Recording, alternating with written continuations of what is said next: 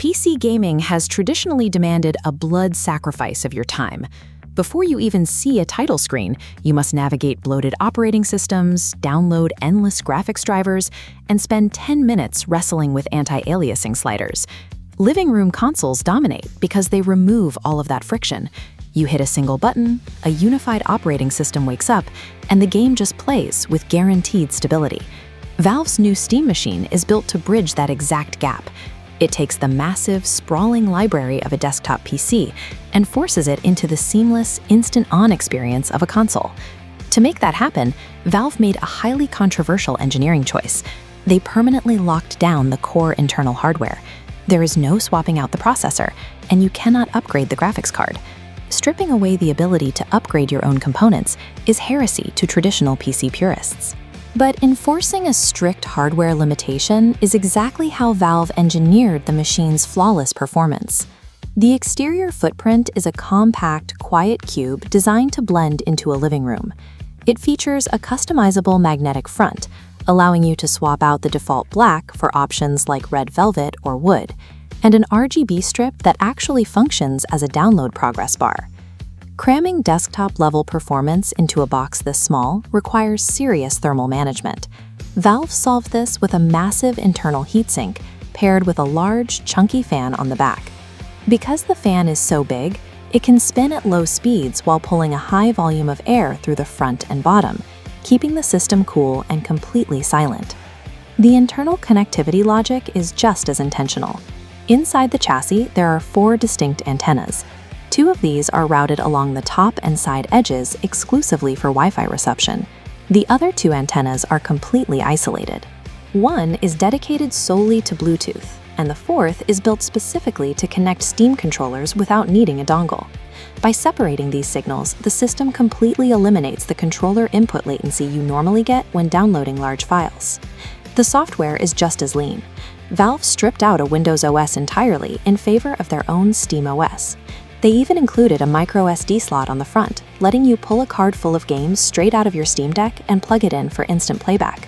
From the quiet cooling system to the interference-free antennas, every physical element of this box is engineered specifically to eliminate the traditional annoyances of playing PC games on a couch.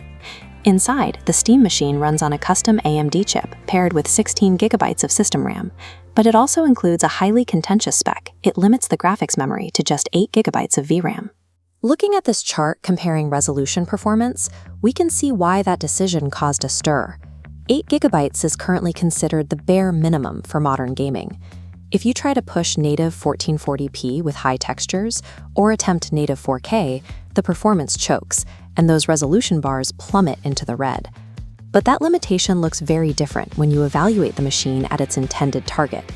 By focusing entirely on 1080p, the system easily delivers a flawless 60 frames per second out of the box. That makes it 5 to 6 times faster than a Steam Deck and places it squarely above 70% of all active gaming rigs out there right now. This brings us to a major issue in PC gaming: hardware fragmentation. Game developers face an absolute nightmare trying to optimize their software for a market where players use thousands of different combinations of motherboards, processors, and graphics cards. Valve bypassed this by enforcing their locked hardware setup. Because the Steam machine has only one unchangeable configuration of 16 gigs of RAM and 8 gigs of VRAM, developers can test and pre-verify exact graphics settings specifically for this single box. For the player, the benefit is immediate. The very first time you boot up a game on this system, the developer's ideal graphical profile is already locked in. You never have to touch a settings menu. By sacrificing your freedom to upgrade individual components, the Steam machine completely eliminates the sweaty, trial-and-error tweaking that has plagued the platform for decades. The culmination of this engineering is an incredibly smooth user experience. You pick up the controller, press a single button, and the machine wakes up, automatically switches your TV to the correct input, and immediately loads your Steam library on screen. However, that frictionless experience comes with severe sticker shock. Many expected a console competitive price point, around $700 or $800. Instead, the official price tag is $1,049 for the base 512GB model. That price tag makes more sense when you compare it to a DIY desktop. Building a custom rig with matching hardware will cost you roughly the same amount of money. The difference is that a custom build completely lacks Valve's closed-loop tuning of the CPU, operating system, and drivers. The demand for this specific pre-tuned experience, combined with tight component shortages, has created a severe supply drought. The quantities are so limited that Valve is running a lottery-based raffle system just to grant users the privilege of buying one, with orders already pushed into next year. The Steam Machine's massive waitlist proves a vital point about the current market.